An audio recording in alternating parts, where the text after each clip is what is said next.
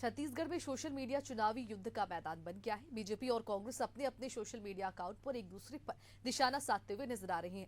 बता दें कि मीडिया प्लेटफॉर्म पर दोनों पार्टियां सक्रिय हो गए हैं। एक्स पर जहां बीजेपी छत्तीसगढ़ के करीब 1,76,000 फॉलोअर्स है, तो वहीं कांग्रेस के 2,60,000 फॉलोअर्स है।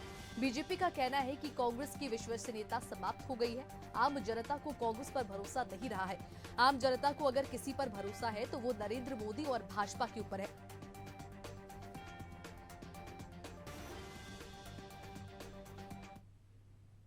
आम जनता को कांग्रेस पर भरोसा है नहीं। आम जनता को यदि किसी पर भरोसा है तो नरेंद्र मोदी जी के ऊपर, भारतीय जनता पार्टी के ऊपर। और आज जो 400 पार का नारा है वो जनता का नारा बन गया है। जनता स्वयं होकर नरेंद्र मोदी जी को तीसरी बार प्रधानमंत्री बनने के लिए आगे आकर काम कर रही है। दीपक बैज जी जिनका चुनाव प्रचार कर रहे हैं, उन्होंने कहा था कि कलेक्टर को झापड़ से मारना चाहिए। ध्यान है भाई, आप उसकी चुनाव प्रचार में लगे हो अभी।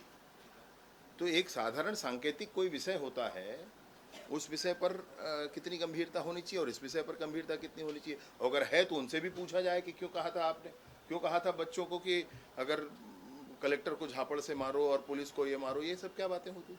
तो मैं समझता हूं भारतीय जनता पार्टी के पास भाषाओं की मर्यादा उनके पास नहीं है। धर्मपत्नी भी है और कांग्रेस पार्टी की सांसद भी है। कोरबा क्षेत्र की जनता की उन्होंने सेवा की है।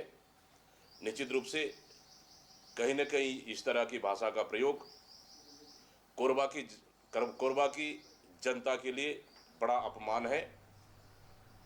इसको कोरबा की जनता भारतीय जनता पार्टी को माफ नहीं करेगी।